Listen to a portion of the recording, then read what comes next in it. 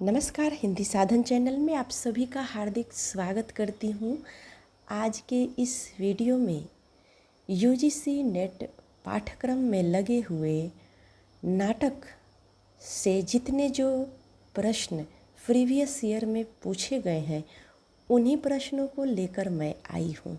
तो मुझे उम्मीद है इन प्रश्नों को अगर आप रिवीजन करते हैं तो नाटक से आने वाले प्रश्नों में से आपके जो एग्ज़ाम में आएगा इसी प्रकार से कुछ प्रश्न आएगा।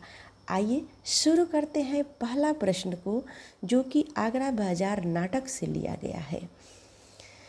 मैं यहाँ पर प्रश्न शुरू होने से पहले बता दूँ कि आगरा बाजार नाटक जो है, इस नाटक के प्रकाशन से प्रश्न पूछा जाता है।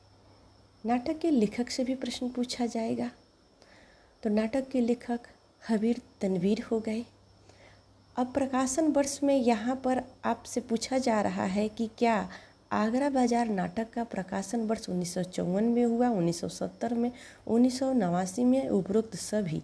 तो सही उत्तर हो जाएगा ऑप्शन डी, उपरोक्त सभी, क्योंकि इस नाटक को भारतीय रंगमंच और भारतीय नाटक इतिहास में एक मील का पत्थर माना गया है और यहीं से भारतीय रंगमंच अपनी निजता की खोज की यात्रा शुरू करती है और समय समय पर इसमें परिवर्तन आते गया है।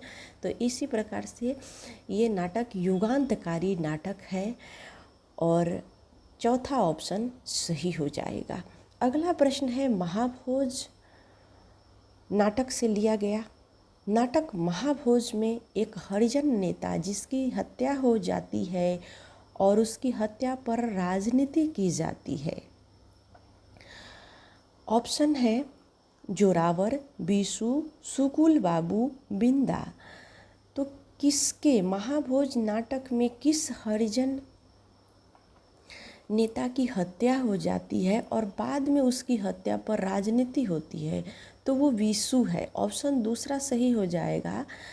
अब हम थोड़ा सा हर प्रश्नों पर विचार भी करेंगे। देखिए, बहुत जल्दी में सारे प्रश्नों को देखकर आगे बढ़ जाना बहुत बड़ी बात नहीं है, लेकिन एक प्रश्न से 2, 3, 4, 5 प्रश्न कैसे बन जाते हैं, हम अगर उन प्रश्नों पर ध्यान दें तो एक साथ हमारे कई सारे प्रश्न का रिवीजन हो जाएगा। मैं ये नहीं कहती हूँ कि आप नहीं पढ़ाई करते होंगे, लेकिन परीक्षा के अंतिम दिनों में जब परीक्षा बहुत पास हो तब रिवीजन की अति ज़रूरत पड़ती है और यही रिवीजन हमें परीक्षा में सफलता दिलाता है। तो महाभोज नाटक जो है, इसमें विशु है जिसके पास प्रमाण होता है कि दिल्ली जाकर वह अपने सक्षम अधिकारियों को ये सौंपना चाहता है कि बस्ती के लोगों को न्याय दिलाने के लिए वो दिल्ली तक जाना चाहता है।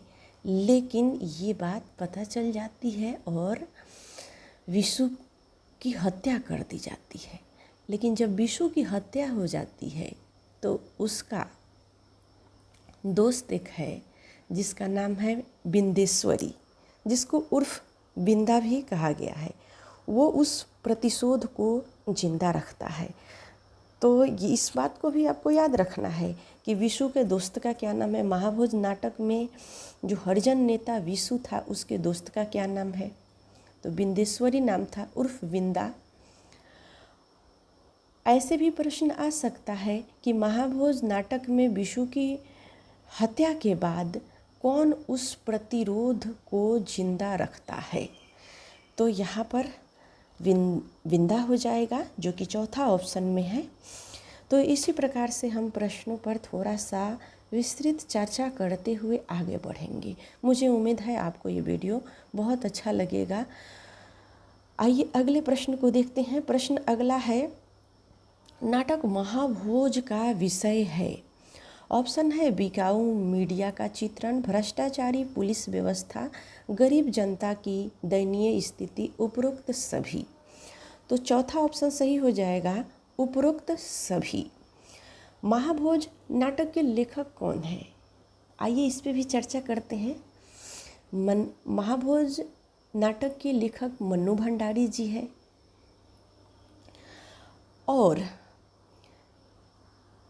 ये जो नाटक है इसमें अपराध राजनीतिक का गठजोड़ यथार्थवादी चित्रण मन्नू भंडारी जी ने किया है। तो इस प्रकार से चौथा ऑप्शन सही हो जाएगा। बढ़ते हैं अगले प्रश्न की तरफ। प्रश्न अगला है, अंग्रेज राज सुख साज सजे सब भारी, पैधन विदेश चली जात इहे अति ख्वारी। यह भारतेंदु के किस नाटक की टेक है? टेक का अर्थ होता है ठहराव। तो यहाँ ध्यान रखना है, जब नाटक का रिहर्सल जैसे हो रहा हो और उस समय जो बोलते समय बीच में रुकाव और ठहराव होती है उसी को टेक कहा जाता है। ऑप्शन दिया हुआ है दिल्ली दर्पण, भारत दुर्दशा, अंधेर नगरी, कामना। तो सही उत्तर हो जाएगा ऑप्शन बी, भारत दुर्दशा से यह पंक्ति ली गई है। और भारत दुर्दशा जो नाटक है ये भारतेंदु हरिश्चंद्र जी के द्वारा लिखी गई नाटक है। नाटक की रचना 1875 ईस्वी में हुई है। रचना से संबंधित भी प्रश्न पूछे जाते हैं। तो नाटक की रचना 1875 ईस्वी में हुई है और भारतेंदु जी ने तत्कालीन स्थिति का उस नाटक में चित्रण किया था। वे भारतीयों से भारत की दुर्दशा पर रोने और फिर उस पर उसके अंत में भारतवासियों का वे आह्वान करते हैं। तो इस प्रकार से सही उत्तर ऑप्शन दूसरा। बढ़ते हैं अगले प्रश्न की तरफ। प्रश्न अगला है, जयशंकर प्रसाद का कौन सा नाटक अपने मूल रूप में कल्याणी परिणय के नाम से 1912 की नागरी प्रचारणी पत्रिका के अंकों में छपा था? ऑप्शन है चंद्रगुप्त, ध्रुव स्वामिनी, स्कंदगुप्त, सज्जन। सही उत्तर हो जाएगा ऑप्शन पहला, चंद्रगुप्त। यह नाटक राजनीतिक कूटनीति, षड्यंत्र, घात, आघात प्रतिघात, द्वेष, घृणा, महत्वाकांक्षा, बलिदान और राष्ट्र प्रेम की कहानी कहता है। तो इस प्रकार से ऑप्शन पहला सही हो जाएगा। प्रश्न अगला है, जयशंकर प्रसाद का अंतिम नाटक था। तो प्रसाद जी का अंतिम नाटक से प्रश्न आ गया है। ऑप्शन है सज्जन, ध्रुव स्वामिनी, स्कंदगुप्त, चंद्रगुप्त। सही उत्तर हो जाएगा ऑप्शन दूसरा, ध्रुव स्वामिनी। ध्रुव स्वामिनी कथानक इसका जो लिया गया है वो गुप्त काल से लिया गया है। तो ये भी आपको याद रखना है कि ध्रुव स्वामिनी नाटक का कथानक कहाँ से लिया गया है। जयशंकर प्रसाद जी ऐतिहासिक नाटककार हैं। अगला प्रश्न है, प्रसाद के किस नाटक में पुरुष के आतंक से नारी मुक्ति की समस्या को उठाया गया है? ऑप्शन है अजातशत्रु, ध्रुव स्वामिनी, कामना, चंद्रगुप्त। सही उत्तर ऑप्शन दूसरा हो जाएगा, ध्रुव स्वामिनी। ध्रुव स्वामिनी नाटक के कितने अंक हैं? यहाँ से भी एक प्रश्न बन रहा है। तो इस नाटक के 3 अंक हैं। रंगमंच की दृष्टि से नाटक के 3 अंक है और प्रसाद जी का ये सर्वोत्तम नाटकों में गिना जाता है। प्रसाद जी ने ध्रुव स्वामिनी में नारी मुक्ति की समस्या को उजागर किया है।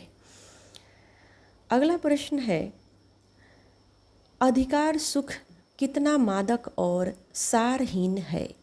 इस कथन में प्रसाद ने किस नाटक को प्रारंभ किया है? ऑप्शन है चंद्रगुप्त, ध्रुव स्वामिनी, स्कंदगुप्त, कल्याणी परिणय। सही उत्तर हो जाएगा ऑप्शन तीसरा स्कंदगुप्त। स्कंदगुप्त के कथानक का ढांचा ये भी ऐतिहासिक होने के पीछे एक कारण अंग्रेजी पराधीनता भी ठहरती है। उस समय अंग्रेजों के अधीन भारतीय थे, तो इस नाटक के लिखने का, इस नाटक का ढांचा ऐतिहासिक होने के पीछे यह भी कारण है।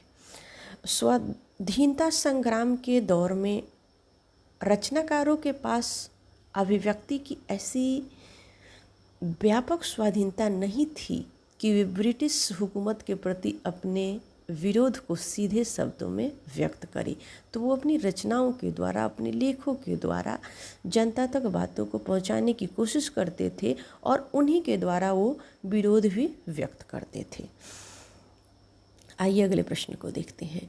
प्रश्न अगला है, स्कंदगुप्त नाटक के स्त्री पात्र है।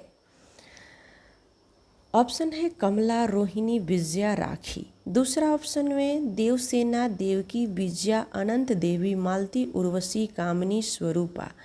ऑप्शन चौथा कृपी, रीता, राही, देवसेना। सही उत्तर हो जाएगा ऑप्शन बी। तो यहाँ पर जितने जो नाम दिए हुए हैं, देखिए देवकी कुमार गुप्त की बड़ी रानी है। इन सभी के बारे में थोड़ा सा हम बात कर लेते हैं। और अनंत देवी है जो कुमार की छोटी रानी है और ये पुरुगुप्त की माता है। देवसेना बंधु वर्मा की बहन है। विजया ये मालवा के धन कुबेर की कन्या है। तो इस प्रकार से इन नाटकों के जो स्त्री पात्र है, तो नाटकों में जिस रूप में दिखाया गया है उन स्त्रियों का, उस पर हम लोगों ने थोड़ी सी नज़र दे ली। आइए बढ़ते हैं अगले प्रश्न की तरफ। प्रश्न अगला है, पृथ्वी थिएटर से संबंधित कौन सा कथन सत्य है? आइए पहले कथन को देख लेते हैं, इसका कूट में जवाब देना है। तो ऑप्शन में दिया हुआ है 1944 ईस्वी में पृथ्वीराज कपूर ने इसकी नींव रखी थी।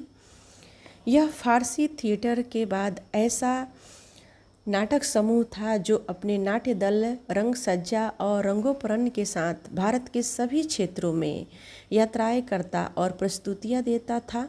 तीसरा ऑप्शन है पृथ्वीराज ने अपनी फिल्म की सारी कमाई इसमें लगा दी थी। तो देखिए यहाँ कूट को देखने से पहले यहाँ पर मैं आपको बता दूँ 1, 2 और 3 ये सभी सही हो जाएगा। ये सभी बात सत्य है कि पृथ्वी थिएटर की नींव पृथ्वीराज कपूर ने रखी थी और फिल्मों से कमाई जितना भी उन्होंने किया वो सब थिएटर में लगा दिया। ये भी बात सही है।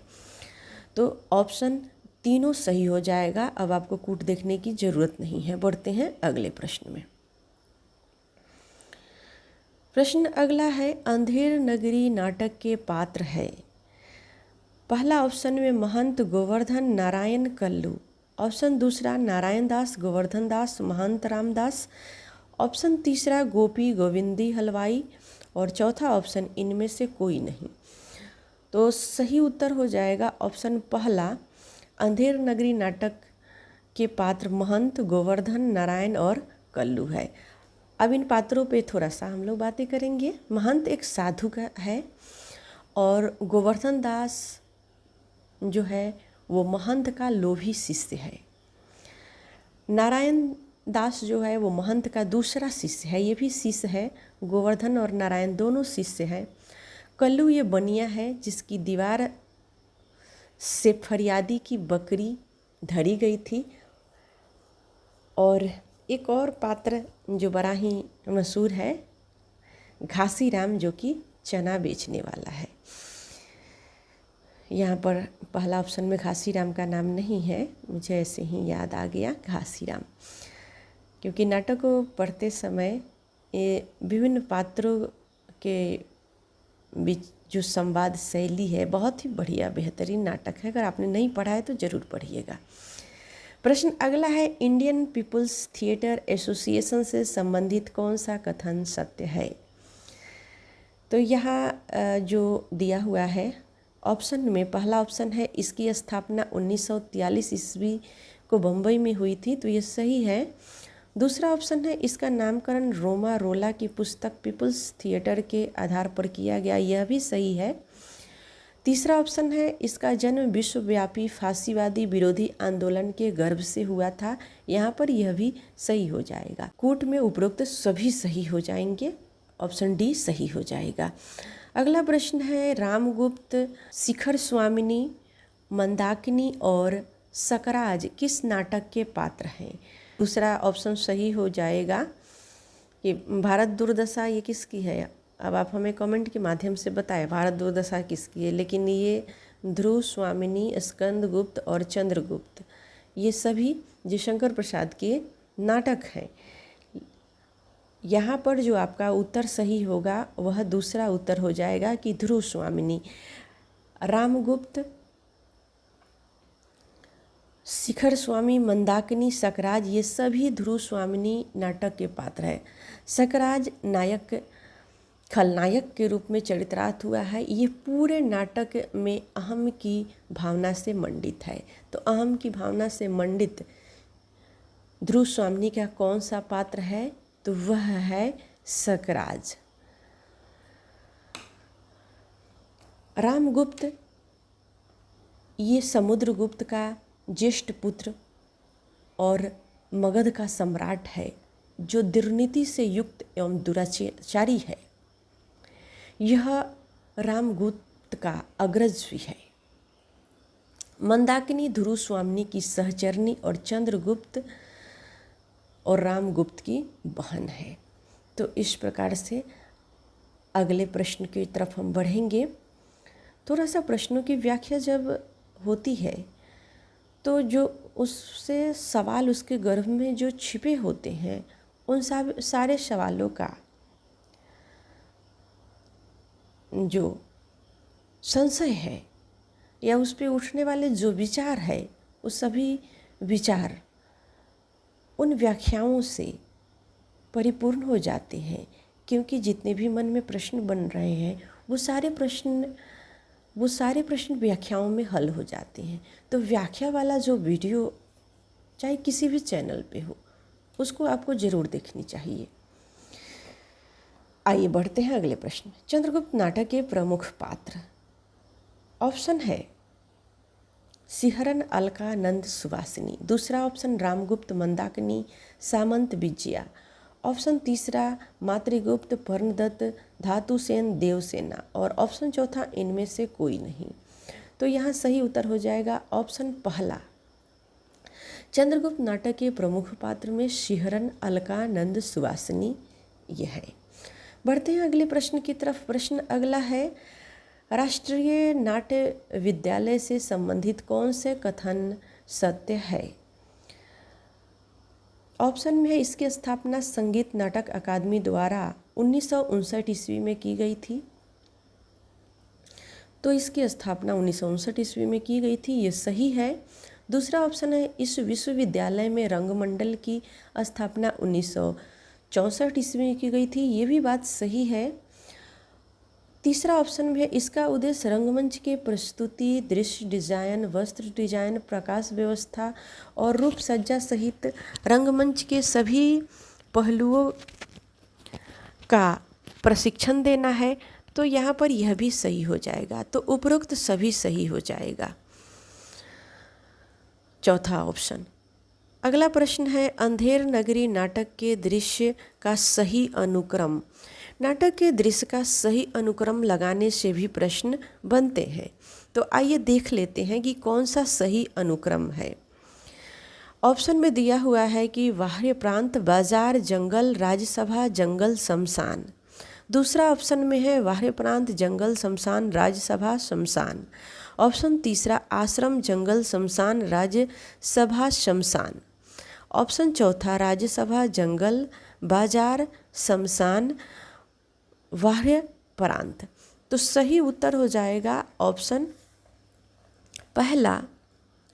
देखिए अंधेर नगरी नाटक के दृश्य से भी प्रश्न बनते हैं किस नाटक में कितने दृश्य हैं, तो नाटक जो है वह कितने अंकों में विभाजित है, इससे भी प्रश्न पूछा जाता है। तो सब पे हम चर्चा करेंगे। इस नाटक में 6 अंक हैं और दृश्य शब्द का प्रयोग यहाँ किया गया है अंक के बजाय, तो अंक ना कह के दृश्य का प्रयोग किया गया है, इसको भी ध्यान में रखना है। और इस नाटक में जंगल शब्द 2 बार आया है, इसको भी आपको याद रखना है।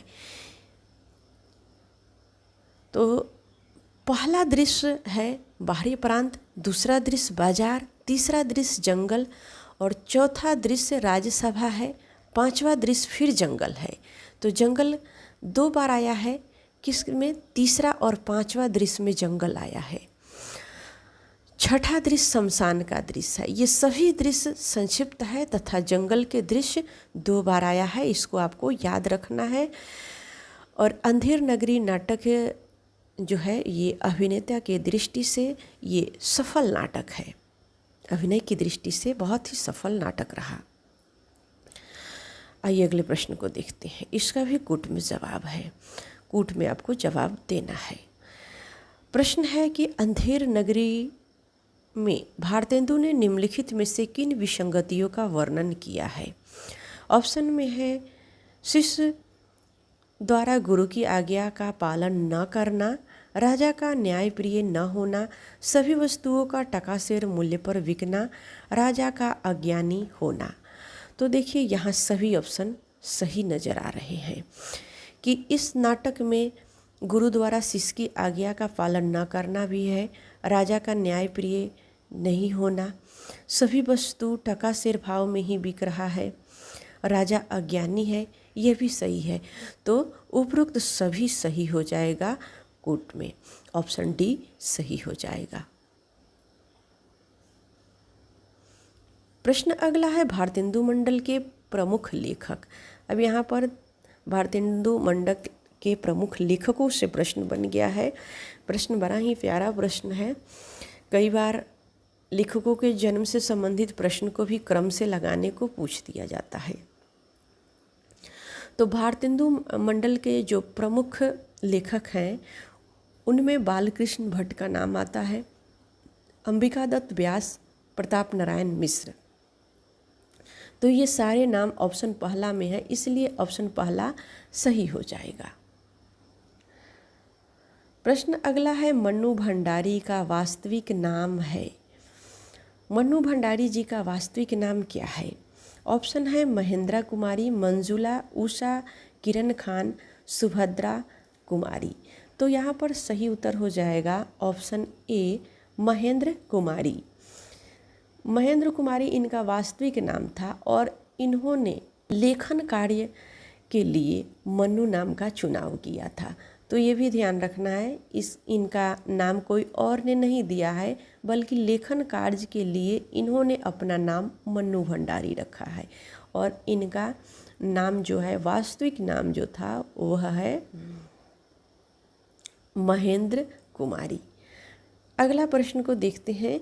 रंगमंच पर नाटक की प्रस्तुतिकरण के साथ काम आने वाली बाह्य सामग्री को किस नाम से अभिहित किया जाता है? ऑप्शन है रंग सज्जा, नेपथ्य, रूप सज्जा, प्रेक्षागृह। तो सही उत्तर हो जाएगा ऑप्शन पहला रंग सज्जा। बाह्य सामग्री को मंच सज्जा के नाम से अभिहित किया जाता है और इसमें सामग्री में आता है वेशभूषा, पर्दे, नाटकीय दृश्य संबंध वस्तुएं, प्रकाश एवं संगीत योजना, ध्वनि योजना, ये सारी चीज़ इसमें आ जाते हैं। और थोड़ा सा हम नेपथ्य पे भी चर्चा करते हैं। देखिए नेपथ्य क्या होता है?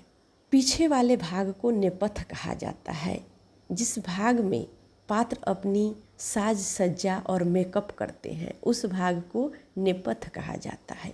प्रेक्षागृह क्या होता है? प्रेक्षागृह नाटक का मंचन जिस भवन में होता है उसे प्रेक्षागृह कहते हैं, जिसको इंग्लिश में ऑडिटोरियम कहते हैं। आइए अगले प्रश्न की तरफ बढ़ते हैं। प्रश्न अगला देखेंगे। निम्नलिखित में से कौन अभिनय नाटक के गुण है? ऑप्शन में है, इस नाटक में पात्रों की संख्या कम होती है। दूसरा ऑप्शन है, ऐसे नाटक में दृश्यों की संख्या भी सीमित होती है। तीसरा ऑप्शन, देश काल की सीमाएं संकुचित होती है। ऑप्शन चौथा, नाटक की कथा वस्तु अधिक विस्तृत नहीं होती है। तो यहाँ पर सही उत्तर हो जाएगा, ये सारे जो ऑप्शन है उनमें से देखेंगे पात्रों की संख्या कम होती है, तो ये सही हो जाएगा। और नाटक में दृश्यों की संख्या भी कम होती है, ये भी सही है। देश काल की सीमाएं संकुचित होती है, यह भी सही है। नाटक की कथा वस्तु अधिक विस्तृत नहीं होती है, यह भी सही है। तो यहाँ ऑप्शन केवल 1, 2 और 4 दिया हुआ है, केवल 2 और 3 है, केवल 1 और 3 दिया हुआ है। तो यहाँ जो ऑप्शन दिया हुआ है, नीचे एक ऑप्शन है, देखिए नीचे एक ऑप्शन दिया हुआ है कि उपरोक्त सभी सही हो जाएंगे, तो सभी सही हो जाएंगे। बढ़ते हैं अगले प्रश्न की तरफ। प्रश्न अगला है कि गुरुजी, ऐसा तो संसार भर में, देश में कहीं नहीं है, 2 पैसा पास रहने ही से मज़े में पेट भरता है। मैं तो इस नगर को छोड़कर नहीं जाऊंगा, और जगह दिन भर मांगे तो पेट नहीं भरता। वरंच बाजे बाजे दिन उपास करना पड़ता है, सो मैं तो यहीं रहूँगा। इस कथन के माध्यम से भारतेंदु ने क्या संदेश दिया है? तो यहाँ ऑप्शन में दिया हुआ है कि जहाँ सस्ता भोजन मिले वहीं निवास करना चाहिए, सरलता और सस्ती भोजन सामग्री जहाँ मिलती है सभी वहीं रहना पसंद करते हैं, राजा को अपनी प्रजा के लिए सस्ता भोजन उपलब्ध कराना चाहिए, इनमें से कोई नहीं। तो यहाँ पर सही उत्तर हो जाएगा ऑप्शन दूसरा, सरलता से और सस्ती भोजन सामग्री जहाँ मिलती है सभी वहीं रहना पसंद करते हैं। प्रश्न अगला है, जो नाटक बकरी से लिया गया है, नाटक बकरी में बकरी किसका प्रतीक है? इस नाटक के लेखक सर्वेश्वर दयाल सक्सेना जी हैं, और ऑप्शन में दिया हुआ है बकरी किसका प्रतीक है? तो सादगी का, गरीब जनता का, शाकाहार का, राजनीति पर व्यंग का। सही उत्तर अभी बताने की कोशिश कीजिएगा ताकि आपको अपनी तैयारी का अनुमान लगे कि आपने अभी तक अपनी तैयारी किस प्रकार से की है। सही उत्तर ऑप्शन दूसरा हो जाएगा कि गरीब जनता का प्रतीक है बकरी। प्रश्न अगला है, जन्म काल के अनुसार निम्नलिखित नाटककारों का सही अनुक्रम है। तो यहाँ पर जन्म काल के अनुसार नाटककारों के जन्म का सही अनुक्रम लगाना है, जिसमें पहला ऑप्शन में दिया गया है प्रेमचंद, देवकीनंदन खत्री, बालकृष्ण भट्ट, जयशंकर प्रसाद, और इन्हीं ऑप्शनों को सभी में किसी को आगे और पीछे करके लगाया गया है। तो हम सभी ऑप्शनों को ना पढ़ के सीधा सही उत्तर तक पहुंचते हैं। तो देखिए, जन्म काल के अनुसार सबसे पहले आते हैं बालकृष्ण भट्ट जी। बालकृष्ण भट्ट जी का जन्म 1844 को हुआ था, और देवकीनंदन खत्री जी का जन्म 1861 को हुआ था, और इनका जन्म बिहार के मुजफ्फरपुर में हुआ था। जन्म स्थान से भी संबंधित प्रश्न आते हैं। प्रेमचंद्र का जन्म 1880 वाराणसी जिले के उत्तर प्रदेश लमही गांव में हुआ था, और जयशंकर प्रसाद का जन्म 1889 ईस्वी में काशी के सराय गोवर्धन स्थान पे इनका जन्म हुआ था। तो इस प्रकार से सभी लेखकों के जन्म का अनुक्रम हो गया। बढ़ते हैं अगले प्रश्न की तरफ। कुछ प्रश्न है जिसमें बहुत ज़्यादा समय लेने की ज़रूरत नहीं है, वैसे प्रश्नों को मैं या वैसी चर्चा मैं ज़्यादा नहीं ले रही हूँ कि आपके पास समय कम है। चर्चा उतना ही हो जितना आपको ज़रूरत हो। अगला प्रश्न देखते हैं। अगला प्रश्न है जो कि प्रकाशन वर्ष के आधार पर नाटकों का सही अनुक्रम पूछा जा रहा है कि प्रकाशन वर्ष के अनुसार नाटकों का सही अनुक्रम क्या है। तो यहाँ पर भी सही अनुक्रम पूछा जा रहा है। तो देखिए, अंजू दीदी नाटक जो है उसका प्रकाशन वर्ष 1955 ईस्वी में हुआ था। सिंदूर की होली 1934 में, एक और द्रोणाचार्य 1977, आषाढ़ का एक दिन 1958। तो इस प्रकार से ऑप्शन डी सही उत्तर हो जाएगा। अगला प्रश्न है स्कंदगुप्त नाटक के पात्र से संबंधित कौन सुमेलित नहीं है। ऑप्शन है जयमाला मालव की रानी, कमला भट्टार्क की जननी, रामा सर्वनाग की राजमाता, मालिनी रामगुप्त की प्रणयिनी। तो प्रणयिनी है ये, कौन सा इनमें सही हो जाएगा। ऑप्शन सी सही हो जाएगा। स्कंदगुप्त नाटक में रामा और सर्वनाग की राजमाता है। स्कंदगुप्त नाटक में जयमाला बंधु वर्मा की स्त्री, मालवा की रानी कमला भट्टार्क की जननी, रमा जो है वह सर्वनाग की स्त्री है, मालिनी है ये मातृगुप्त की प्रणयिनी है। तो इस प्रकार से ऑप्शन सी सही हो जाएगा। बढ़ते हैं अगले प्रश्न की तरफ। प्रश्न अगला है किस नाटक में मानसिक रोग से ग्रसित महिला का चित्रण किया गया है। ऑप्शन है भारत दुर्दशा, ध्रुव स्वामिनी, अंजू दीदी, महाभोज। सही उत्तर हो जाएगा ऑप्शन तीसरा अंजू दीदी। अंजू दीदी की खासियत ये थी कि ये अहम की प्रतिछाया और ये चाहती थी हमेशा हर चीज़ जीवन में अनुशासित, हर चीज़ को अनुशासित बनाना चाहती थी। और इस नाटक में मानसिक रोग से ग्रसित महिला के रूप में अंजू दीदी नाटक को चित्रित किया गया है। और ये अंजू दीदी जो कि अंजलि नाम की पात्र थी नाटक में। प्रश्न अगला है किस नाटक में भ्रष्टाचारी शिक्षण व्यवस्था का चित्रण किया गया है। लीजिए, एक बहुत ही सुंदर प्रश्न आ गया। ऑप्शन में दिया हुआ है अंधा युग, एक और द्रोणाचार्य, सिंदूर की होली, महाभोज।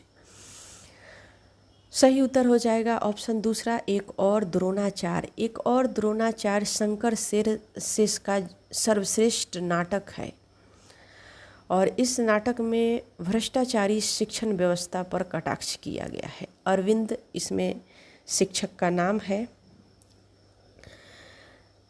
और वो अपनी किस प्रकार से नियमित आय से अपनी गृहस्थी चला रहे हैं और सत्ता के दबाव में आकर अपने आदर्श सिद्धांत और अपनी सोच को किस प्रकार से वो कठपुतली की तरह बना देते हैं, इसका चित्रण किया गया है।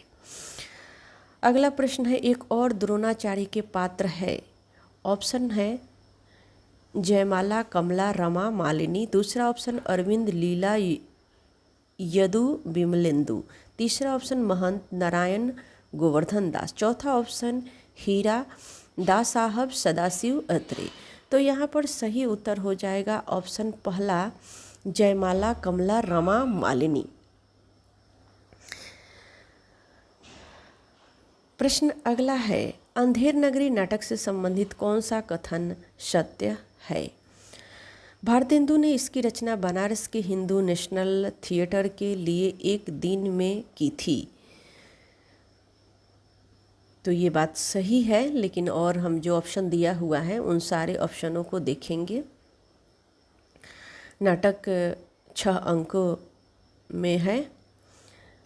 6 अंकों में इस नाटक में विवेकहीन और निरंकुश शासन व्यवस्था पर करारा व्यंग्य किया गया है। तो यहाँ पर दोनों सही हो जाएगा, ऑप्शन सी सही हो जाएगा। अगला प्रश्न है रोवहूँ सब मिले आवहूँ भाई, हाँ हाँ भारत दुर्दशा न देखी जाई। यह किस नाटक के परिप्रेक्ष्य में कही गई है। ऑप्शन है भारत दुर्दशा, अंधेर नगरी, वैदिक हिंसा, हिंसा न भवती, सती प्रताप। तो ऑप्शन पहला सही हो जाएगा यहाँ पर कि यह पंक्ति जो है वो भारत दुर्दशा नाटक से ली गई पंक्ति है। समाज सुधार के रचनाओं में किस शैली का प्रयोग किया गया है। ऑप्शन है भावात्मक शैली, व्यंग्यात्मक शैली, उद्बोध शैली, व्यास शैली। तो समाज सुधार की रचनाओं में जिस शैली का प्रयोग किया गया है उनमें से ऑप्शन दूसरा सही हो जाएगा, व्यंग्यात्मक शैली। समाज सुधार की रचनाओं में जिस शैली का प्रयोग किया जाता है वह शैली है व्यंग्यात्मक शैली। भक्ति के पदों में भावात्मक शैली का प्रयोग किया जाता है। तो इस प्रकार से यहाँ पर ऑप्शन दूसरा सही हो जाएगा। बढ़ते हैं अगले प्रश्न की तरफ। प्रश्न अगला है, भारतेंदु के काव्य में रीतिकालीन रसपूर्ण अलंकार शैली का प्रयोग किस प्रकार की रचना में किया जाता है? ऑप्शन है भक्ति के पदों में, श्रृंगारिक कविताओं में, देश प्रेम की कविताओं में, समाज सुधार की रचनाओं में।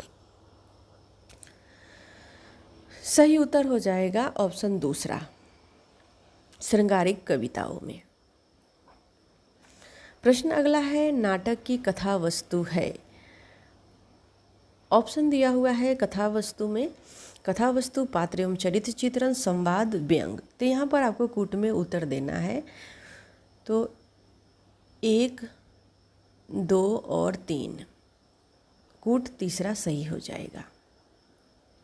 प्रश्न अगला है, शब्द थिएटर लिया गया है। थिएटर शब्द कहाँ से लिया गया है? सही उत्तर हो जाएगा ऑप्शन बी, थिएट्रॉन। आइए अगला प्रश्न को देखते हैं। अगला प्रश्न है, निम्नलिखित में से कौन सी गुफा प्राचीन भारतीय रंगमंच को प्रमाणित करती है? ऑप्शन है सीताबेंग गुफा और रायगढ़ पहाड़ी की जोगीमारा गुफा, भीमबेटका रॉक शेल्टर, एलोरा की गुफा, बोरा गुफाएं। सही उत्तर हो जाएगा ऑप्शन पहला, सीताबेंग गुफा और रायगढ़ पहाड़ी की जोगीमारा गुफा, मध्य प्रदेश में ये है। और इस गुफा में भारतीय प्राचीन रंगमंच के साक्ष्य मिलते हैं। साक्ष्य में क्या है कि जहाँ पर एक व्यक्ति, मतलब जो रंगमंच का जो साक्ष्य मिला है उसमें एक व्यक्ति है जो ड्रम को बजाता हुआ दर्शाया गया है। और ये सिंधु घाटी सभ्यता से ली गई थीम पर बाघ के मुखौटे को लगाकर नृत्य करते हुए दर्शाया गया है। प्रश्न अगला है, निम्नलिखित में से कौन भारत में नाटक की सबसे प्रसिद्ध और प्राचीन पुस्तक है? ऑप्शन है नाट्यमंडल, कपूल मंजरी, भरतमुनि द्वारा रचित नाट्यशास्त्र, भारतेंदु हरिश्चंद्र। तो सही उत्तर हो जाएगा ऑप्शन सी, भरतमुनि के द्वारा रचित नाट्यशास्त्र। अगला प्रश्न है, निम्नलिखित में से कौन भरतमुनि के अनुसार नाट्यमंडल के प्रकार नहीं है? ऑप्शन में है विकृष्ट, चतुरस्रा, त्रयस्रा, विक्रमो वार्षियम। तो सही उत्तर हो जाएगा ऑप्शन डी, विक्रमो वार्षिया। ये कालिदास का विख्यात नाटक है और इस नाटक में 5 अंक है। प्रश्न अगला है, निम्नलिखित में से कौन भारत का सबसे पुराना थिएटर है? भारत का सबसे पुराना थिएटर कौन है आप बताइए? लफेद फायर, एथेनियम और चौरंग थिएटर, एथेन थिएटर, उपरोक्त में से कोई नहीं। तो सही उत्तर हो जाएगा ऑप्शन पहला, लफेद फायर। प्लासी की लड़ाई से पहले भारत में पहला यूरोपीय थिएटर शुरू किया गया और दूसरा थिएटर 1795 में खोला गया जिसका नाम लफेद फायर था। प्रश्न अगला है, निम्नलिखित में से किसने ओडिशा के थिएटर में थिएटर संस्कृति की शुरुआत की थी?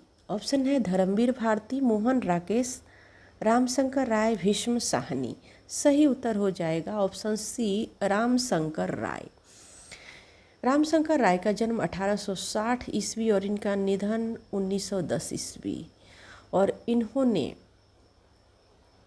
ओडिशा के रंगमंच में संस्कृति की शुरुआत की थी।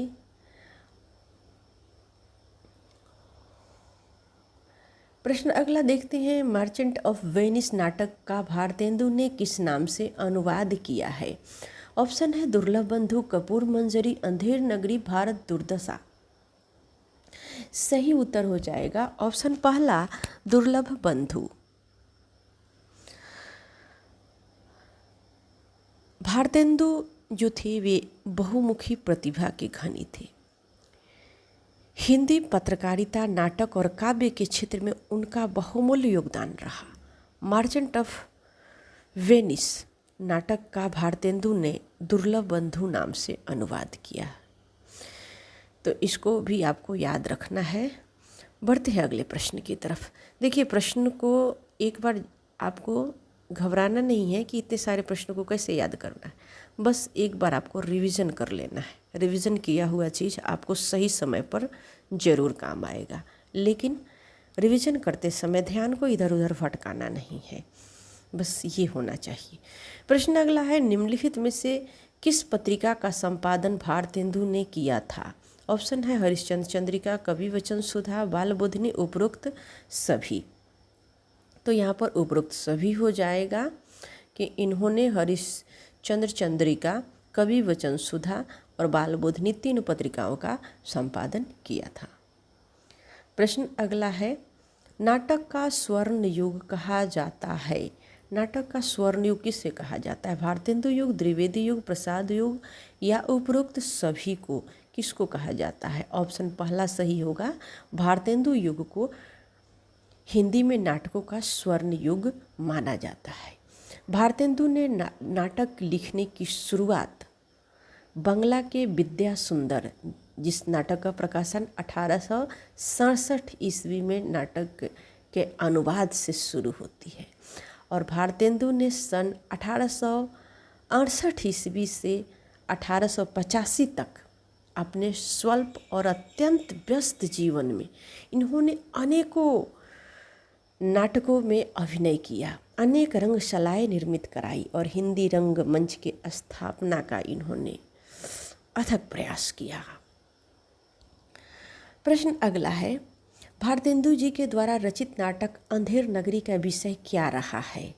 ऑप्शन है देसी राजाओं की दुर्दशा, भारतीय नारी का आदर्श, भ्रष्ट शासन तंत्र पर प्रहार, अंग्रेजी राज में भारत की दुर्दशा।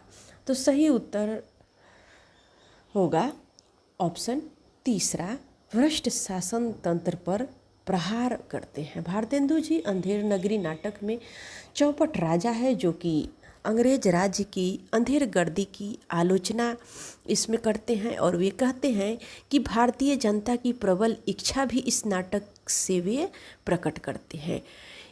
ये नाटक भ्रष्ट नाटक तंत्र पर प्रहार है। आइए अगले प्रश्न को देखते हैं। प्रश्न अगला है, प्रकाशन वर्ष के आधार पर भारतेंदु के नाटकों का सही क्रम। तो भारतेंदु जी के नाटक का सही क्रम क्या होना चाहिए? सबसे पहले कौन सा नाटक आना चाहिए? देखिए, सबसे पहले नाटक जो आएगा वो सत्य हरिश्चंद्र आना चाहिए। तो यहाँ पर सत्य हरिश्चंद्र तो आपके 2 ऑप्शन में दिख रहा है। तो सत्य हरिश्चंद्र का प्रकाशन 1875 में हुआ, और भारत दुर्दशा उसके बाद आता है। भारत दुर्दशा का प्रकाशन 1876 में हुआ। तो यहाँ पर ऑप्शन सी सही हो जाएगा, अंधेर नगरी। अंधेर नगरी का प्रकाशन 1881 में और सती प्रताप का 1884 में। तो इस प्रकार से नाटकों के प्रकाशन का अनुक्रम ऑप्शन सी सही हो जाएगा। प्रश्न अगला है, प्रकाशन वर्ष के आधार पर भारतेंदु जी के नाटकों का सही अनुक्रम। यहाँ फिर से भारतेंदु जी के नाटकों का सही अनुक्रम आ गया है, जिसमें अलग अलग नाटकों के नाम दिया है। पहला ऑप्शन में है वैदिक हिंसा, हिंसा न भवती, प्रेम योगिनी, मुद्रा राक्षस, दुर्लभ बंधु। और इन्हीं 4 नाटकों के नामों को सभी ऑप्शनों में आगे पीछे करके पूछा गया है। तो यहाँ पर सही जो उत्तर हो जाएगा वह कुछ इस प्रकार से है। आइए थोड़ा सा मिलान कर लेते हैं। कि भारत जननी जो है वो 1877, नील देवी 1880, दुर्लभ बंधु 1880, मुद्रा राक्षस 1875, कपूर मंजरी 1876, वैदिक हिंसा हिंसा न भवती 1873 और प्रेम जोगनी 1874। ये भारतेंदु जी के नाटकों के कुछ नाम या नाटकों के प्रकाशन से संबंधित हम लोगों ने अभी देख लिया। तो यहाँ पर आपको अगर नोट करना चाहे तो इसको नोट भी कर सकते हैं, जो कि आपके लिए उपयोगी रहेगा। ऑप्शन पहला सही हो जाएगा कि वैदिक हिंसा हिंसा न भवती, प्रेम योगिनी, मुद्रा राक्षस और दुर्लभ बंधु। आइए अगले प्रश्न को देखते हैं। प्रश्न अगला है, प्रसाद जी के किस नाटक का कथन है बौद्धों का निर्वाण, योगियों की समाधि और पागलों की सी संपूर्ण विस्मृति मुझे एक साथ चाहिए। सही उत्तर हो जाएगा ऑप्शन, जो शंकर प्रसाद के नाटकों के नाम दिए हुए हैं उसमें सही उत्तर हो जाएगा ऑप्शन बी, स्कंदगुप्त। प्रसाद जी के नाटक स्कंदगुप्त से ये पंक्ति ली गई है और यहाँ पर ये कुभा के प्रवाह से बचा स्कंद अपनी विफलता से व्यथित है। जैसे बौद्ध लोग निर्वाण में, योगी लोग समाधि की अवस्था में या पागल व्यक्ति अपने पागलपन में सब कुछ भूल जाता है, वैसे ही स्कंदगुप्त सब कुछ भूल जाना चाहता है। निरंतर संघर्ष से उबकर स्कंदगुप्त सब भूलकर शांति की कामना करता है। प्रश्न अगला है, अंधा युग में कल्पित पात्र है। ऑप्शन है प्रहरी, याचक, ए और बी दोनों, संजय। तो अंधा युग का कल्पित पात्र जो है ये और बी है, प्रहरी और याचक। अंधा युग नाटक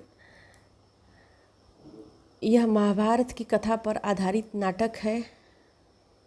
नाटककार इसमें कल्पित पात्रों को लिया है जिसमें प्रहरी और याचक है।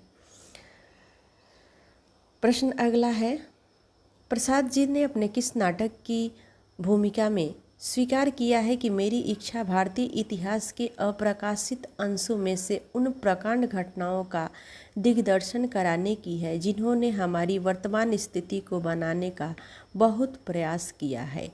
ऑप्शन है अजातशत्रु, विशाख, कामना, स्कंदगुप्त। तो सही उत्तर हो जाएगा ऑप्शन दूसरा, विशाख। विशाख नाटक में प्रसाद जी ने इस बात को स्वीकार किया है। विशाख नाटक हिंदी के प्रसिद्ध लेखक आपको पता ही है प्रसाद जी के द्वारा लिखा गया है और इस नाटक में प्रसाद जी ने कश्मीर स्थित बौद्ध विहारों में भस्मसात होने का कारण इन्होंने दिया है। बढ़ते हैं अगले प्रश्न पे। प्रसाद जी का कौन सा नाटक गीति नाटक के अंतर्गत रखा गया है? ऑप्शन है कामना, करुणालय, एक घूंट जन्मेजय का नागयज्ञ। तो सही उत्तर हो जाएगा ऑप्शन बी, करुणालय। करुणालय ये गीति नाट्य है और वैदिक काल की पौराणिक कथा पर आधारित ये गीति एकांकी भी इसे कहा जाता है। आइए अगले प्रश्न को देखते हैं। प्रश्न अगला और अंतिम है, प्रसाद जी के नाटकों का सही क्रम क्या है? तो प्रसाद जी के नाटकों का सही क्रम यहाँ पर आप नोट करते जाइए। अजातशत्रु का समय है, अजातशत्रु नाटकों का प्रकाशन वर्ष है 1922 ईस्वी, स्कंदगुप्त 1928, चंद्रगुप्त 1931, ध्रुव स्वामिनी 1933। तो इस प्रकार से ऑप्शन सी सही हो जाएगा, अजातशत्रु, स्कंदगुप्त, चंद्रगुप्त, ध्रुव स्वामिनी। ये वीडियो आपको कैसा लगा? कमेंट के माध्यम से हमें ज़रूर बताइएगा कि वीडियो आपको कैसा लगा।